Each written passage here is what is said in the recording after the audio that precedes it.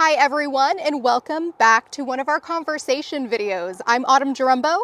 I'm Bob Wells. And this is the Examine Life Daily. And Bob is back. Welcome back. I'm glad to be here. And we are in the beautiful state of Alaska.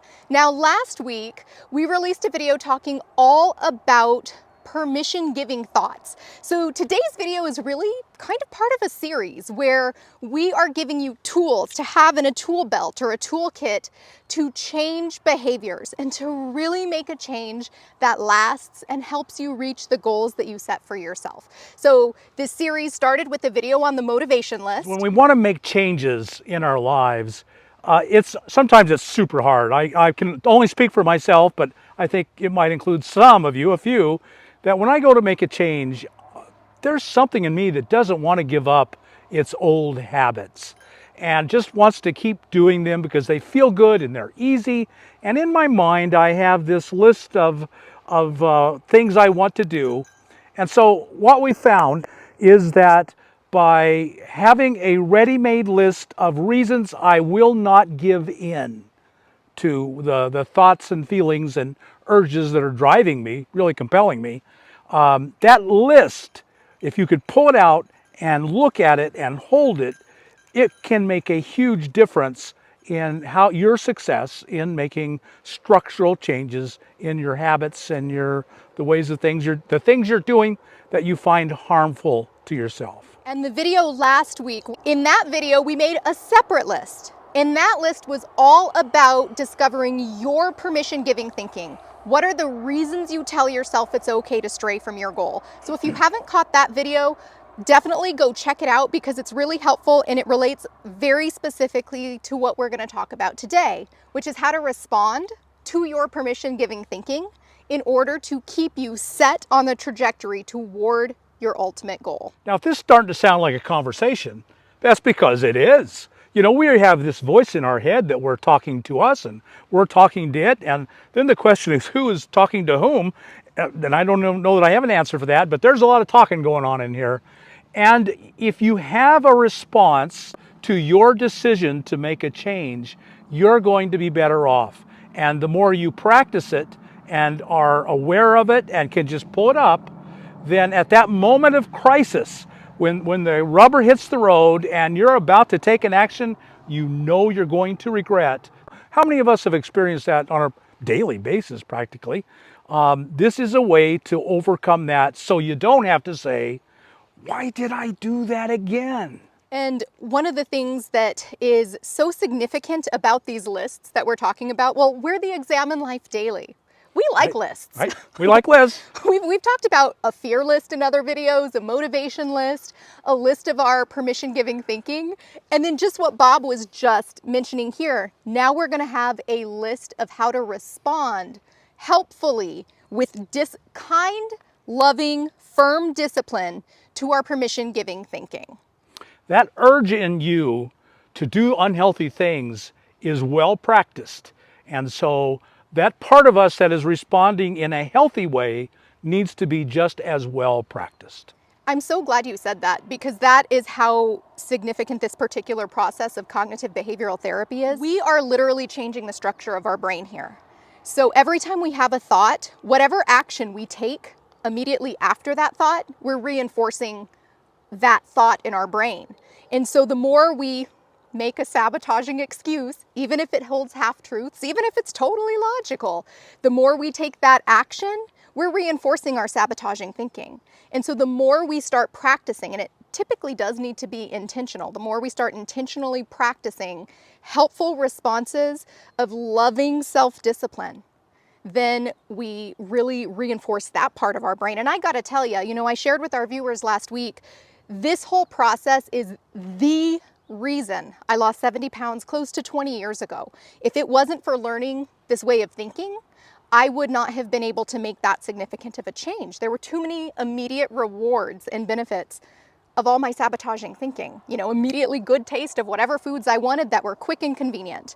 And learning how to think in a way that supported my well-being It not only changed my life in terms of that loss of 70 pounds that I talked about, but at the same time, it made me feel strong and confident and capable in like every other area of my life, which was an unexpected byproduct, but it was really learning this is what self-discipline sounds like. And there's really good scientific evidence for what we're telling you. One of the things in neurobiology is cells that fire together wire together.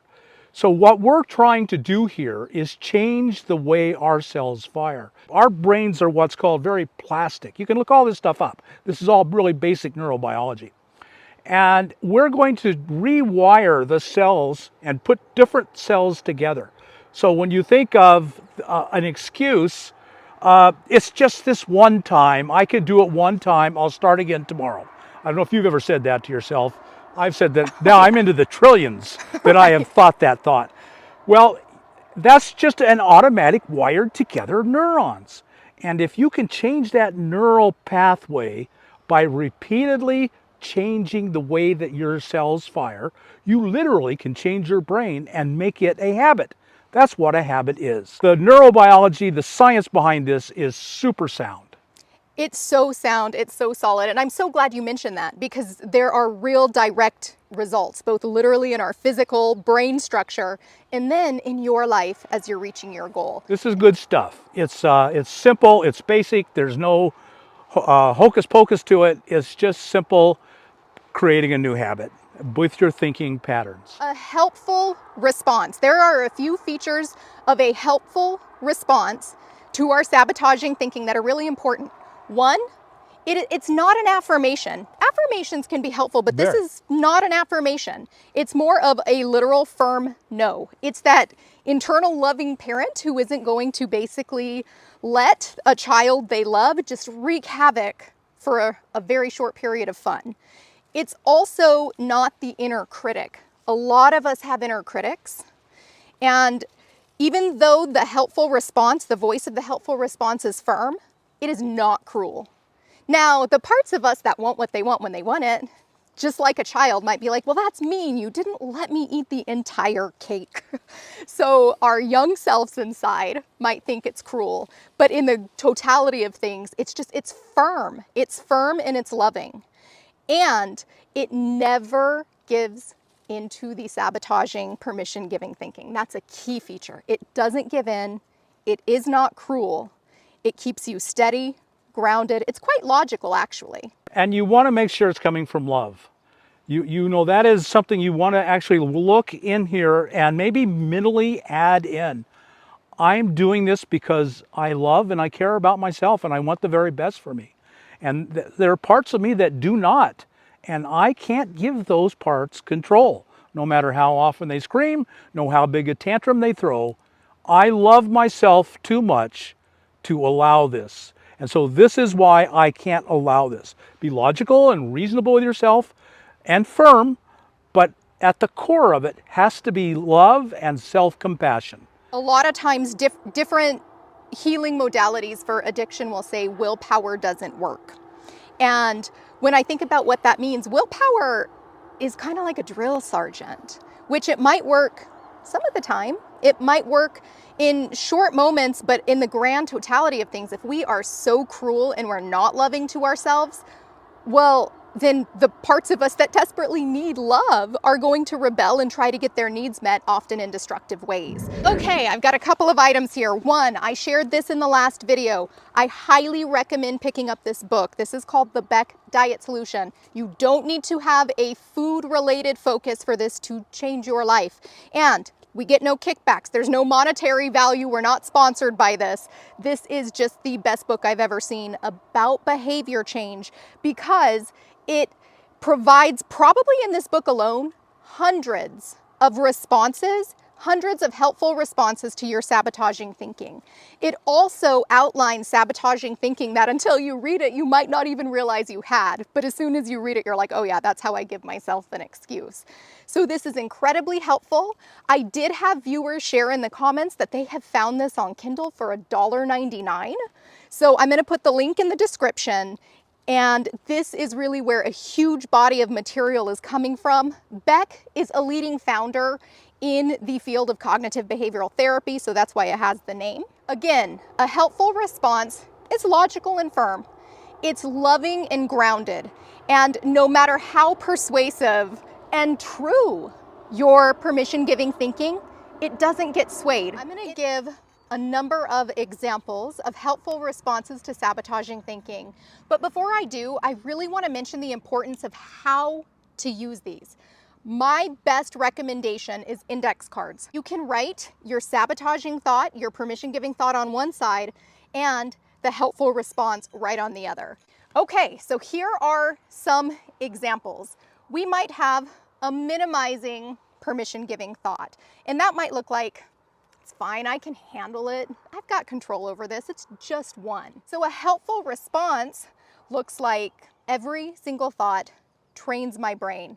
I want to build strength, not give strength to my excuses. We might have a justifying sabotaging thought. That could look like, I've been so good lately. It's okay to slip because I've been so good.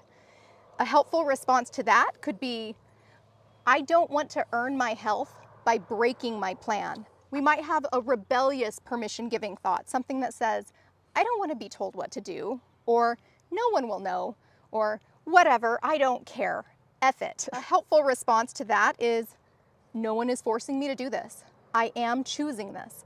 Rebelling hurts me and no one else. Another one that really helped me with this, because I would have that thought of, whatever, I don't care, it tastes so good. A helpful response is, it may taste good for approximately the 5 to 30 seconds that it's in my mouth, and then the regret will feel bad for hours to days to weeks to months. Is 30 seconds of pleasure worth days to weeks to months to a lifetime of suffering? We might have a childlike response, something I had this quite a bit in my journey, which is, it's not fair. A helpful response might sound like, I know, and life isn't fair, but I am strong enough to deal with disappointment. It's okay to be disappointed. Disappointment is not an emergency. Another way to respond to that one is, I would rather feel empowered than lose my confidence or feel pitiful or feel childlike. We might have overly positive or overly negative fortune telling. The overly positive is, I've already done this before, I can do it again tomorrow. A helpful response is, that is the lie that always keeps me stuck. I won't feel fine, I will feel disappointed, and I will feel physically off. I know this pattern. An over negatively fortune telling, I'll never be able to be sober anyway, so why even try? Or I'll never lose the weight, so why even try? A helpful response is, that's fear talking. I'm not aiming to be perfect, I am building momentum. One choice at a time is how change happens. There could be the apathy, the I don't care. A helpful response is, I do care. I repeatedly come back to wanting to return to this goal. I am consistently disappointed, guilty, regretful when I stray from my goal. I'll start tomorrow. The helpful response, change starts now, not later. I want to end every day confident and proud of the choices I made, not regretful. So those are just some examples of helpful responses. Just like there's hundreds, if not thousands, of permission-giving thoughts, there's hundreds, if not thousands, of helpful responses. For me, I really needed the example of how to create them because I didn't naturally know how to do this. That's why this book is so helpful.